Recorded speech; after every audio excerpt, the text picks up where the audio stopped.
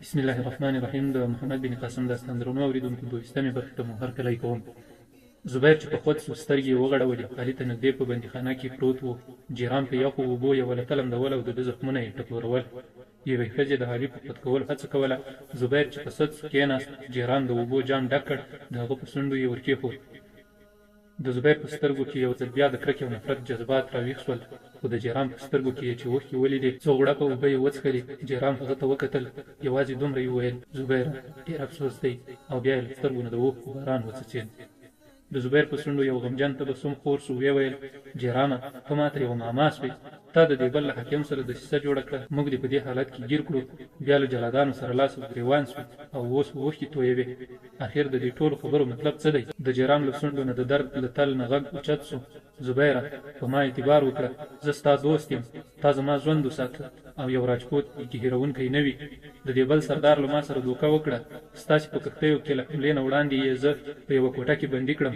ته په ما بدګماني کوې، ما دوکهباز ګڼې، خو زه بې ګناه یم. خدای جل جلاله موقع راوسته، زه به دا درته ثابتوم. زبیر وویل: که ته په دې دسیسه کې شریک نه یې، نو ووایه چې خالد او ناهید چېرته دي. جیران ځواب ورکړ چې تاسې ته د مایا معلومات نشته، ما ته به د خالد او ناهید په باب څه معلومات وي؟ ما درته وویل چې ټوله شپه په کوټه کې بندي وم. تاسې په کښتۍ کې وئ، له بندر نه یوه کښتۍ هم ورکه سوې ده. که تاسې هغوی له جګړې نه وړاندې چېرته استولي وي، د خدای لپاره ما ته ووایئ. زما په دې باور دی چې هغوی به تاسې د پرتابرای ظالم نه د ژغورنې په خاطر چېرته استولي وي. ما ته یوازې دومره ووایئ چې مایا ژوندۍ او خوندي ده. زه به هڅه وکړم چې هیڅ تکلیف درته ونه رسېږي. ما پرتابرای په دې باوري کړ چې زما سره میخور په کښتۍ کې نه وه، که نه نو هغه تاسې نن ژوندي نه پرېښودی. زبیر ځواب ورکړ: کاشکې ما په تا اعتبار کولی سوای. تاسې دواړو ناهید پټه کړې او د مایا ورکېدل پر موږ ځکه راتپئ چې موږ راجا ته د ناهید او خالد په اړه څه ونه وایو. جیران وویل: زبیره، په ما باور وکړه، ما ته په دروغ ویلو کې هیڅ ګټه نشته. که تا او ستا ملګرو ته د مایا او ناهید د ورکېدو په باب معلومات نه وي، نو دا بیا د پرتابرای شرارت دی. نن زما د وړاندې هغه تاسې ته په دې سزا درکوله چې زه بیا د ناهید او مایا نوم وانخلم. او ما دا وعده وکړه. ته پوهېږې چې یو راجپوت ته د خور په باره کې وعده څومره صبر او حوصله غواړي. زبیر ورته وویل: ستا له مهربانۍ نه مننه، اوس خو پر موږ ستاسې د تورو سیوری دی. موږ ته ستاسې د رښتیا او دروغو هیڅ فرق نشته. نه په دروغو سزا درکولی سو او نه په رښتیا انعام درکولی سو.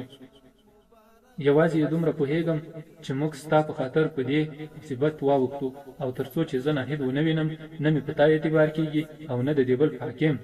که په راتلونکي کې دا ثابته سوه چې ته په دې معامله کې بې ګناه یې، نو زه به له تا نه بښنه وغواړم. که د دې بل حاکم ګناهګار وي، نو زموږ غږ د راجا تر غوږه ورسوه.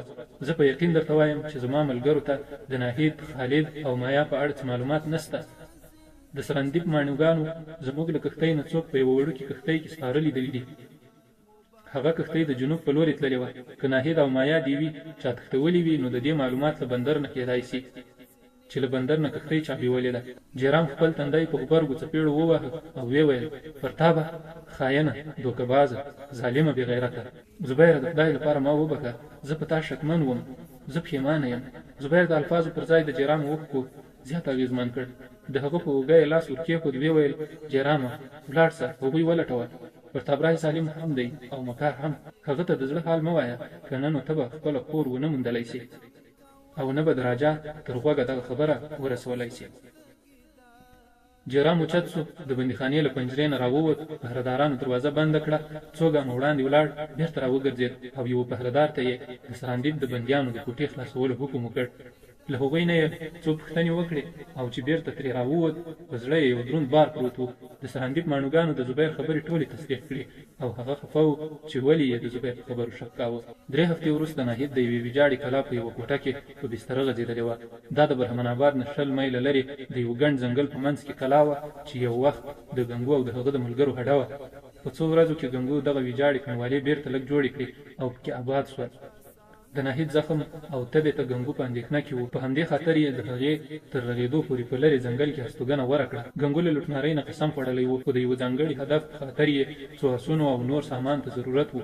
د کښتۍ له ډوبېدو وروسته له ده سره یوازې 4 قیمتي غمي پاتې وو چې هر وخت یې له ځان سره ګرځول. هغه له ځانه یو ګجراتي سوداګر جوړ کړ او برهمن آباد ته ولاړ. هلته یې 2 غمي خرڅ کړل. ځان او خپلو ملګرو ته یې اسونه، تورې او نور ضروري سامانونه پرې واخیستل. که ګنګوته دیبل ته نږدې داسې ځای پیدا سوی وای چې دوی په امن اوسېدلی سوای نو هلته به تللي وو. هغه پوهېده چې بندیان به په برهمن آباد یا ارور کې راجا ته وروستل کېږي. له څو ورځو راهیسې یې د دیبل او برهمن آباد ترمنځ لارې ساتلې. د ګنګو د نیت په اړه د خالد ټول شکونه لرې سوي وو. مایا دیوي هم د ناهید په خلوص خدمت کاوه او ګنګو ته یې خپل اعتماد ثابت کړی وو. د ناهید شکونه یې هم لرې کړي وو، خو پر خالد یې تر اوسه پورې هېڅ اثر نه کاوه، بالکل لکه چې هغه هېڅ نه وي. هغه به د خدمت لپاره له ناهید سره ناسته وه. د ده په وړاندې به یې د ناهید زخمونه تړل، دوا به یې پرېخوړه، سر به یې ورته چاپې کاوه. د خالد د پام ور اړولو په خاطر به یې بې اختیاره وویل ستا د خور طبیعت اوس ښه دی، زخم به یې ډېر زر روغ سي. ناهید خور اوس بالکل روغه ده، ته اندېښنه مه کوه، خدای جل جلاله به ستاسې مرستندوی وي.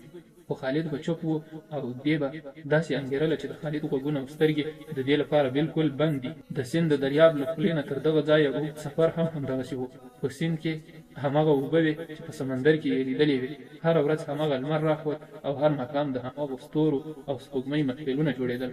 خو د خالد د چلن په بدلون دې ته ټول کائنات پیکه ښکارېده.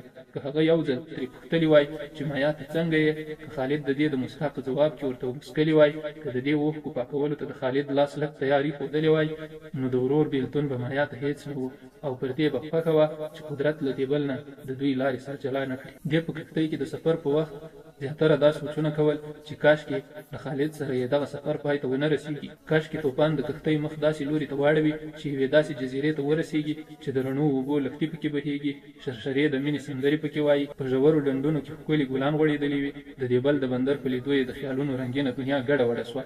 خو چې له خالد سره د لویې کښتۍ نه یوازې په بله وړوکې کښتۍ کې سپاره سوه نو یې یو ځل بیا د خیالونو نوې دنیا جوړه کړه.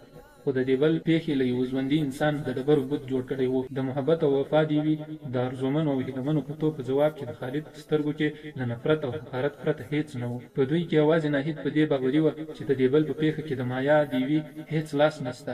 هغې د خپل ذهانت او د یوې ښځې د عقل په زور د مایا دیوي د حیا، پاکۍ او بېګناهۍ خبره تکراروله. خالد به چې د خبرو موضوع بلې خواته کشوله نو دی به ویل خالده ته ډېر سخت زړی یې، ته نه وینې چې د هغې سور او سپین ښکلی مخ د غرمې د ګل په څېر مړاوې کېږي. د دې ورور به بد وي خو زما پوخ یقین دی چې دا بې ګناه ده. هغه تا خپل وروستی پټنځای بولي، ته هغې ته تسلي ورکولی سې. هغه تر دې پورې رسېدلې ده چې وایي که مې ورور په دې دسیسه کې لاس لري زه به له هغه سره د تګ پر ځای مرګ غوره کړم. خالد به ویل زه په غرمه کې ډیوې ته ضرورت نه لرم، ما چې څه لیدلي دي بیا د دې نجلۍ په باب د نظر بدلول راته له وسه لرې ښکاري.